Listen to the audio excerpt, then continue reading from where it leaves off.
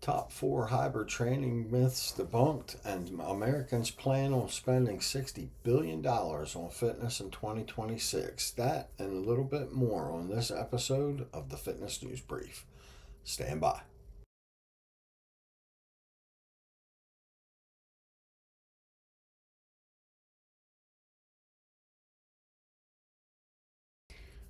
Welcome in. My name's Jeff. I'm with the Fitness News Brief, and we have some good articles for you today. The headline topics are going to be debunking the 4 myths of hybrid training, and Americans plan on spending $60 billion on fitness in 2026. Let's get into the articles. First off, I'm going to start with an article about walking. This one I found from Mayo Clinic. I know a lot of people are going to be looking into starting a fitness journey at the beginning of the year in 2026. And, recommendations for a lot of people that are not into fitness already, or are out of shape and want to get started and everything. It's always highly recommended that you just start with a walking program when you get into it. So this one's from Mayo Clinic. I looked it up. It was posted a little bit ago, a little over a year ago, year and a half ago maybe, but it's still very, very relevant. So the Mayo Clinic always has good information. So if you have any uh, need for any deeper information about things like this, you can always go to the Mayo Clinic and look it up. But I'll leave a link to this article in the video description so you guys can go check it out. But we'll just touch on a quick little synopsis of the article. Can you really walk your way to fitness? You bet. Get started today. So know the benefits. So it says here, physical activity doesn't need to be complicated. Something as simple as a daily brisk walk can help you live a healthier life. Regular brisk walking can help you maintain a healthy weight and lose body fat, prevent or manage various conditions including heart disease, stroke, high blood pressure, cancer, and type 2 diabetes. Improve cardiovascular fitness, strengthen your bones and muscles, improve muscle endurance, increase energy levels, improve your mood, cognition, memory, and sleep, improve your balance and coordination, strengthen your immune system, and reduce stress and tension. So those are the highlights of this article. I read this article through. It's really, really good. Very, very informative for the beginner to get going out there and walking, and just give you a lot more information so you know going in that you're doing things right when you get started on a fitness journey. So I'll leave a link to this article in the description, the video description, so you guys can go check this one out. Moving on to this article I found in Women's Health magazine. It tripped my interest because of the training zones for the formula, and it says that women kind of got left out of the mathematical equation. So the heart rate training formula has been around for quite some time, and if you're not into the fitness business, or you're not into the fitness hobby, or enthusiasm or anything about fitness, you won't know too much about the training zones for your heart rate. But when you get a tracker, it's very highly recommended that you get some sort of fitness tracker for your movements every day. Track your workouts, track your steps. You can get some pretty good apps for your tracker, like MyFitnessPal and all that kind of stuff work great with your smartwatch. So it's highly recommended that you get one. But what tripped me on this one was the fact that it didn't average in for women's health. So let's read a little bit about what we got here. So as a ring wearable tells you how many minutes of deep sleep you got last night. An app determines from an upload a photo how many grams of protein were in your pancakes. Your watch can program your workout based on how much stress it detects in your body. Now, these devices generally use algorithms and equations that help us live and train better, smarter, faster, and stronger. So moving down here, it says, well, not always. While these tools offer helpful insights, their data isn't infallible. And sometimes it can lead to users to overlook what their own bodies are training you to tell them. What you're training what to bodies are trying to tell them. That tension becomes especially clear with heart rate zone training, a popular 5 tier system that endurance athletes use to measure effort and fine tuning performance. It's been around for a long, long time, but the number 220 minus your age should be your heart rate zone. According to professionals in the industry, but let's scroll down here a little bit and get to the part that was interesting to me. It said how women got subtracted from the math. Most fitness trackers and gym equipment still rely on that simple formula of 220 minus the age to determine heart rate zones. The equation is often traced back to research published in 1958, the British Medical Journal, that looked at the correlation between occupation and coronary heart disease, as well as research from 1968 in the Bulletin of New York Academy of Medicine of Physical Activity and Heart Disease Prevention. So I'm going to leave a link to this article in the video description so you guys can come over here. I thought it was very, very interesting. I read it through. It's a little bit of a long article. It's a little bit more to go over for me to just hit it as a quick news topic for you. But absolutely go over here and read this about your fitness tracker. Don't let this sway you one way or the other of getting a fitness tracker or trusting a fitness tracker like an Apple Watch or a Fitbit or a Pixel Watch or anything like that.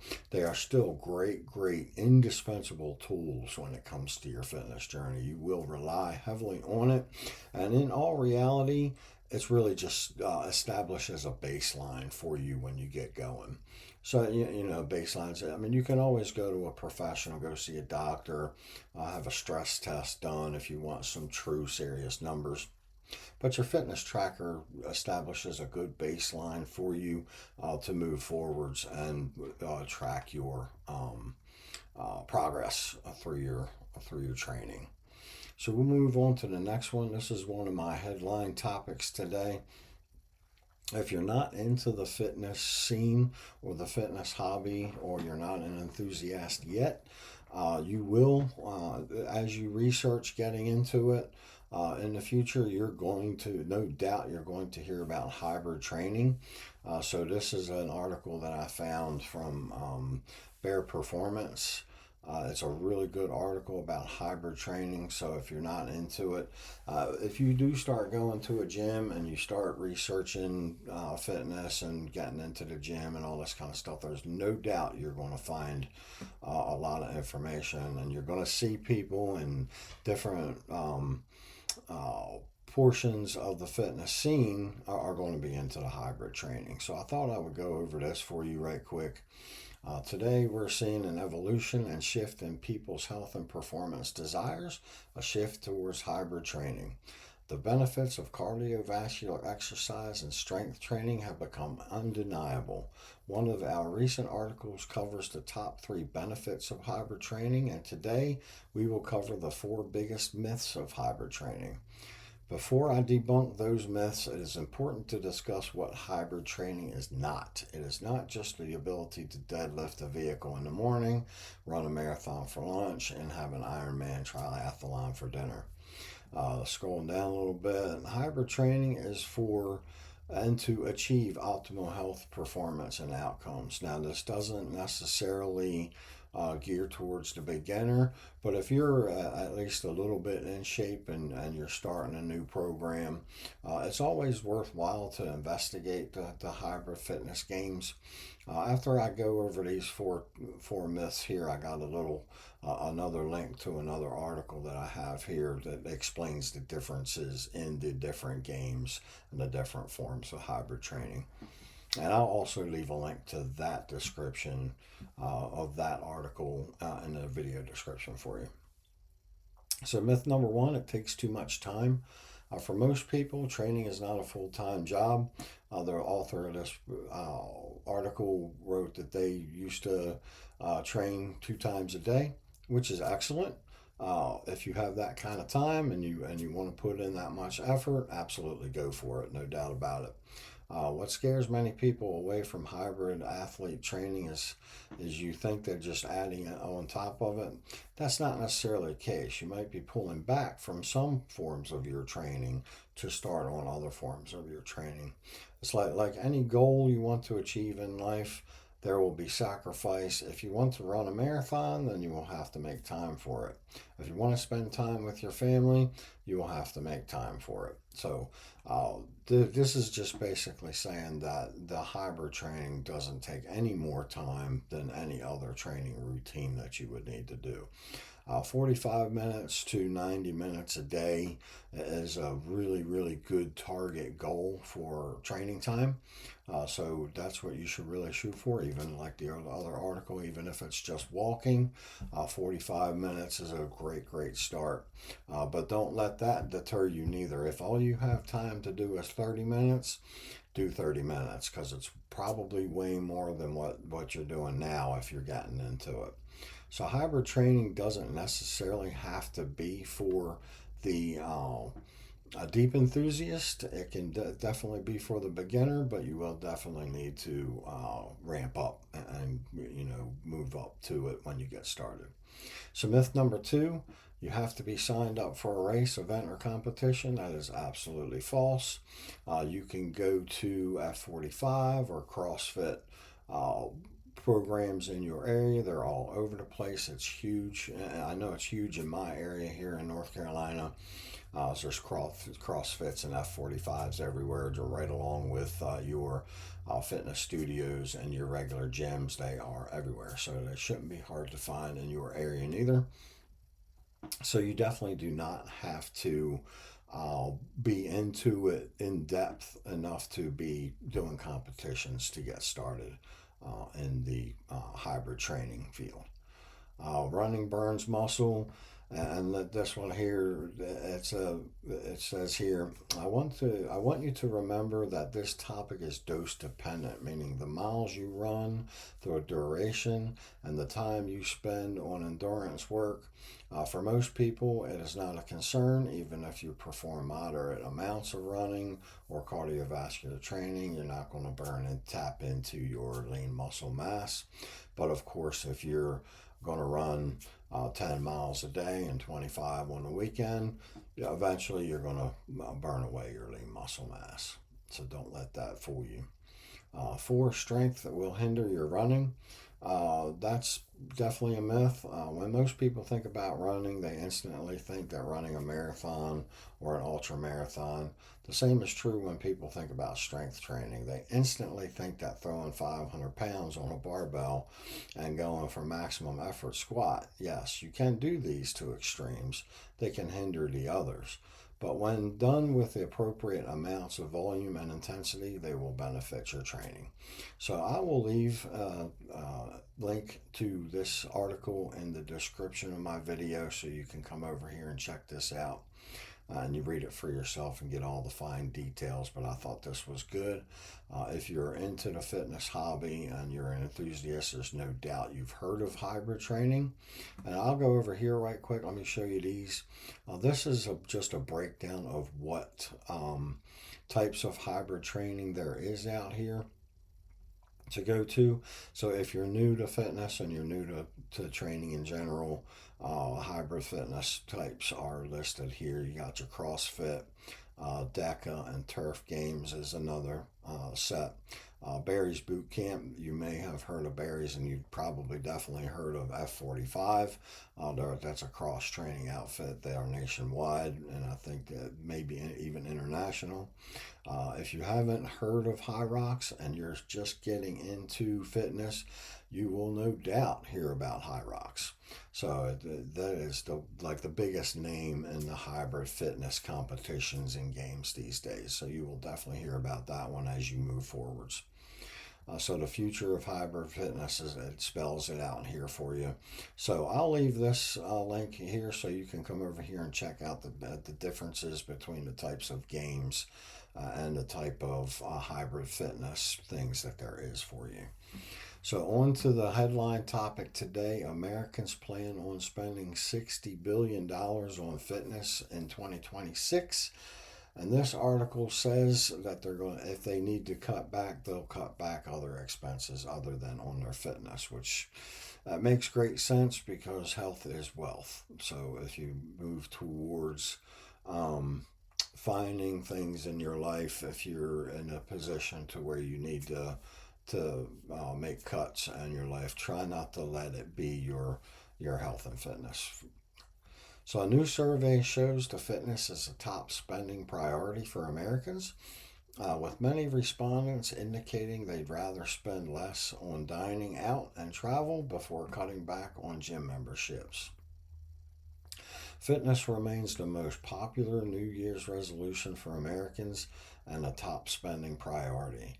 A new nationwide survey from the Health and Fitness Association reveals, and I went to the Health and Fitness Association website, and it's listed right there on the main page.